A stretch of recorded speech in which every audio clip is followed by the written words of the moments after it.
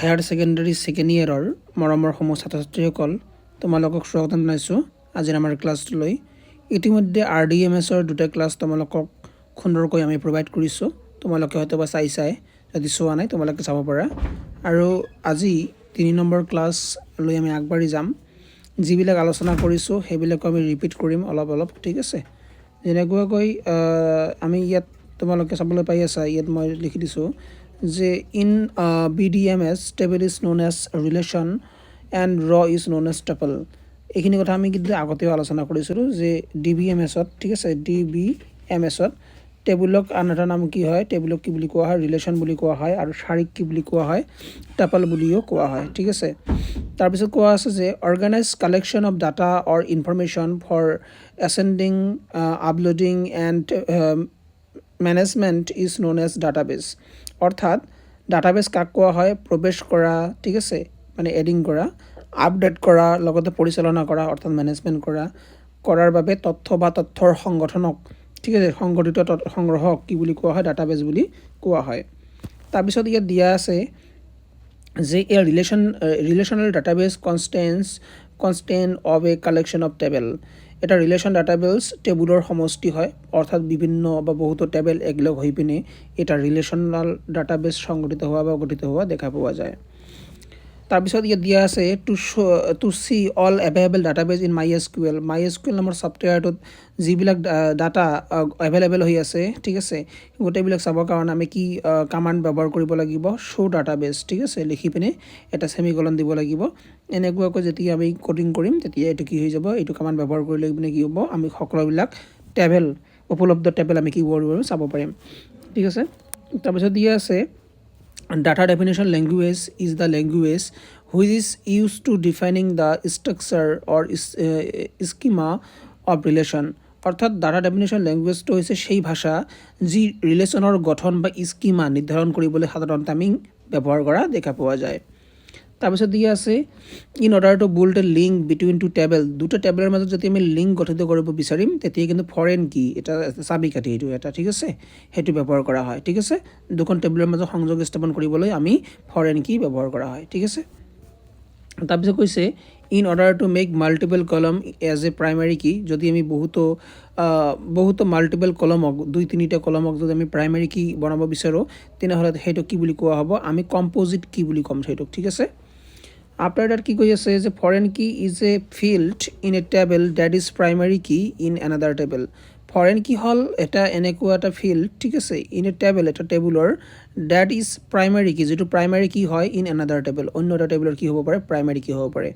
অৰ্থাৎ অন্য এটা টেবুলৰ প্ৰাইমাৰী কিটো পিছৰ আন এটা টেবুলত আমাৰ কি হিচাপে ব্যৱহাৰ কৰোঁ, ফৰেন কি হিচাপে ব্যৱহাৰ কৰা দেখা পোৱা যায়। তাৰপিছত কি কৈ আছে a key which uniquely identified is in the table is known as, সেইটো কি বুলি কোৱা হয়, সেইটো প্ৰাইমাৰী কি বুলি কোৱা হয়। প্ৰত্যেকটোৱে ইউনিক হয় ঠিক আছে। প্ৰাইমাৰী কিত প্ৰত্যেকটো কি হৈ যাব, বেলেগ বেলেগ হৈ যাব, ইউনিক আইডেণ্টিটি বুজায়। তাৰপিছত দি আছে এ ফৰেন কি কেন বি নাল অৰ ডুপ্লিকেট। ফৰেন কিটো আমি কি কৰিব পাৰোঁ, নাল ৰাখিব পাৰোঁ, আৰু লগতো আমি কি কৰিব পাৰোঁ, ডুপ্লিকেটো কৰিব পাৰোঁ, বা আমি এটা কি বাৰে বাৰে ব্যৱহাৰ কৰিব পাৰোঁ। তাৰপিছত কৈ আছে ফাইল ছিষ্টেম কি হয় আৰু ফাইল ছিষ্টেমৰ সীমাবদ্ধতাসমূহ উল্লেখ কৰিব গৈছে। চ' ফাইল ছিষ্টেম বুলি কোৱাৰ লগে লগে ফাইল ছিষ্টেম এইটো এটা পদ্ধতি হয় ঠিক আছে, আৰু গাঁথনি যিটো অপাৰেটিং ছিষ্টেমে ডাটা কেনেকৈ সংগ্ৰহ আৰু পুনৰুদ্ধাৰ কৰা হয় তাক নিয়ন্ত্ৰণ কৰিবলৈ ব্যৱহাৰ কৰা হয়, আৰু তথ্যবোৰ ব্যক্তিগত ফাইলত সংৰক্ষণ কৰা হয় বা সংগ্ৰহ কৰি ৰখা হয় যিবোৰ ডাইৰেক্টৰীসমূহত একগোট হৈ থকা দেখা পোৱা যায় ঠিক আছে। ইয়াৰ সীমাবদ্ধ ব্যৱহৃত আছে, তাৰে ভিতৰত কেতবোৰ সীমাবদ্ধতা হ'ল যেনেকুৱাকৈ কি দি আছে, ডাটা ৰেডুৰেঞ্চি অৰ্থাৎ বাহুল্যতা আৰু অসংগতি ঠিক আছে। একে তথ্যকে একাধিকবাৰ সংৰক্ষণ কৰা হয় যাৰ ফলত খেলি মেলি হয়। গতিকে এইখিনি যাতে নহয় তাৰ কাৰণে আমি কি কৰিব পাৰোঁ, খুব সুন্দৰকৈ ইয়াতে ব্যৱস্থাপনা কৰিব পাৰোঁ, কিন্তু মেক্সিমাম টাইম দেখা পোৱা যায় RDBMS ছফ্টৱেৰবিলাকত এইটো এটা লিমিটেশ্যন হৈ যায় যে এটা তথ্য বাৰে বাৰে একাধিকবাৰ সংৰক্ষণ হৈ যায় বা ছেভ হৈ যায় আৰু খেলি মেলি হৈ থকা দেখা পোৱা যায়। তাৰপিছত ডাটা প্ৰৱেশত অসুবিধা, অৰ্থাৎ ডাটা প্ৰৱেশ কৰিবৰ কাৰণে আমি কিউৰি লিখিব লাগিব হয়নে নহয়, প্ৰগ্ৰামিং কৰিব লাগিব, সেইকাৰণে বাৰে বাৰে যিটো প্ৰগ্ৰামিং লিখিব লাগে সেইটো এটা অসুবিধা হোৱা দেখা পোৱা যায়। তাৰপিছত ডাটাৰ বিচ্ছিন্নতা ঠিক আছে, ডাটাবিলাক বিচ্ছিন্ন হৈ থাকে, আইচলেট হৈ থাকে। চ' ডাটা বিভিন্ন ফাইল আৰু ফৰ্মেটত সিঁচৰিত হৈ যিহেতু থাকে সেইকাৰণে তাৰ ফলত অসুবিধা কেতবোৰ দেখা পোৱা যায় এটা ইন্টিগ্ৰেটিভ সমস্যা আছে ঠিক আছে ইন্টিগ্ৰেটিভ মানে কি ইন্টিগ্ৰেট কৰা অৰ্থাৎ দুখন টেবলক একলগ কৰা বা ডাটাবিলাকক একলগ কৰি ৰাখা তাৰ ক্ষেত্ৰত আমি অলপ অসুবিধা দেখা পাওঁ ঠিক আছে কিন্তু এইবিলাক সলভ কৰা যায় তথাপিও অসুবিধা থাকে বাধা নিষেধ প্ৰয়োগ কৰাত অসুবিধা হয় ঠিক আছে তাৰপিছত নিৰাপত্তা সমস্যা এটা থাকে মানে সিকিউৰিটি প্ৰবলেম এটা অলপ থাকে ঠিক আছে যদিও বা বহুত সিকিউৰ হয় এজ কম্পেয়াৰ টু আদাৰ যেনেকৈ মাইক্ৰ'ছফ্ট এক্সেলত যদি কোনোবাই কাম কৰে ঠিক আছে তাতকৈ বহুত সিকিউৰ হয় তথাপিও সমস্যাটো থাকিব হয় না নহয় ওকে সো সুৰক্ষাৰ ক্ষেত্ৰত আমি অলপ লক্ষ্য কৰিবলগীয়া আছে ইয়া ঠিক আছে তাৰপিছত আমি আগবাঢ়ি যাম যে বৈদেশিক চাবিক কিয় নাল মান থাকিবলৈ দিয়া হয় অৰ্থাৎ ফৰেন কিবিলাকত কিয় আমি নাল ভ্যালু ৰাখিব পাৰোঁ বা ৰাখোঁ ঠিক আছে সো ইয়াৰ মেইন বা মুখ্য কাৰণ হ'ল কি যে ফৰেন কি নাল হ'বলৈ দিয়া হয় যেতিয়া এটা টেবুলত থকা সত্তাটোৰ বাবে আন এটা টেবুলত থকা সংশ্লিষ্ট এন্ট্ৰিটো বাধ্যতামূলক নহয় এন্টিটিটো বাধ্যতামূলক নহয় ই কোনো সম্পৰ্ক নাই বা সম্পৰ্ক জনা নাযায় বা নাযায় নুসুচায় ই এনে এটা ৰেকৰ্ড বলপূৰ্বকভাৱে সৃষ্টি কৰাত বাধা দিয়ে য'ত সংশ্লিষ্ট প্ৰাথমিক কি মানটো বৰ্তমান উপলব্ধ নহয় বা প্ৰযোজ্য নহয় এতিয়া মানি লোৱা যে ফৰেন কি আমি কেতিয়া ব্যৱহাৰ কৰোঁ যেতিয়া দুখন টেবুলক আমি একেলগ কৰিম তেতিয়া ব্যৱহাৰ কৰোঁ এতিয়া যদি প্ৰাইমাৰী কিত কোনো এটা বস্তুৰ মান নাই ঠিক আছে সেইটো প্ৰাইমাৰী কি আমি ব্যৱহাৰ কৰা নাই তেনেহ'লে ফৰেন কিত আমি কেনেকৈ ব্যৱহাৰ কৰিব পাৰোঁ গতিকে এইটো খালী ৰাখিব লাগিব তেতিয়া গতিকে আমি খালী ৰাখিবলৈ হ'লে তো তেনেহ'লে ফৰেন কি আমি কি কৰিব লাগিব আমি নাল হ'বলৈ আমি দিব পাৰোঁ ঠিক আছে তাৰপিছত কি কৈ আছে যেনেকুৱাকৈ এটা উদাহৰণ দিছে যদি এটা ষ্টুডেণ্ট টেবুলত প্ৰাইমাৰী কি ৰোল নম্বৰৰ সৈতে আৰু আনটো হোষ্টেল টেবুলত ফৰেন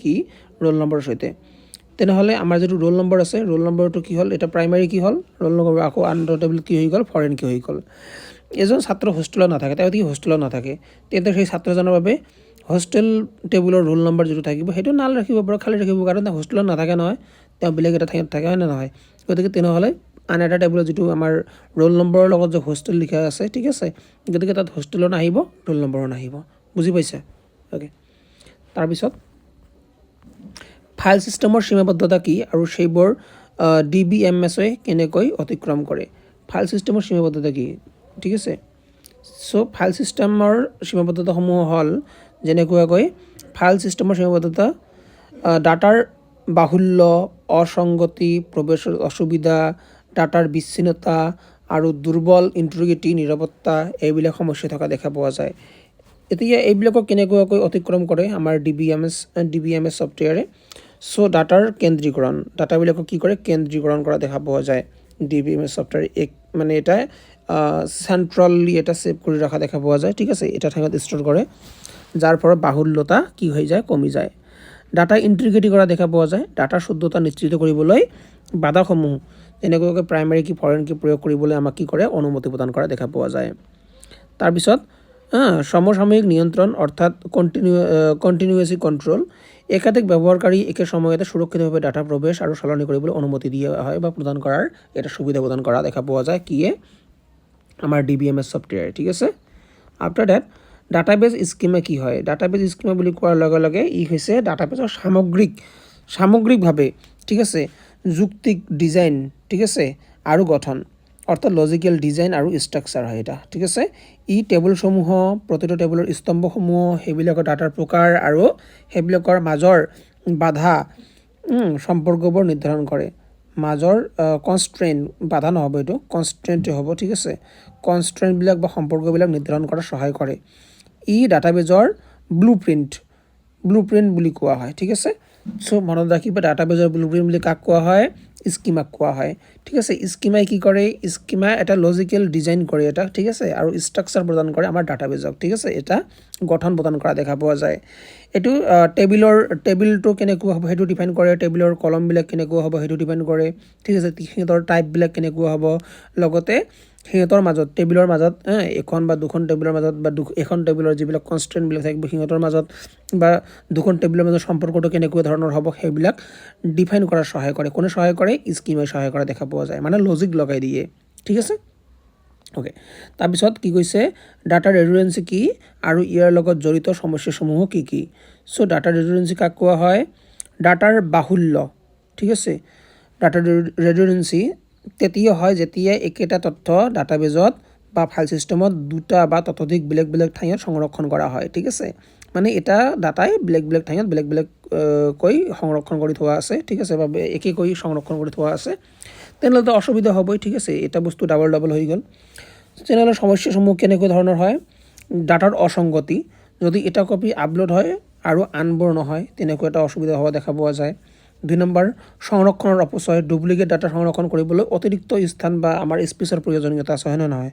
তাৰপিছত ডাটা ইণ্টিগ্ৰিটিৰ এটা সমস্যা হৈ থাকে, সকলোবোৰ কপিত শুদ্ধতা বজাই ৰখাটো অসুবিধাজনক হৈ পৰে, ঠিক আছে। এইখিনিত মই কৰি দিলোঁ।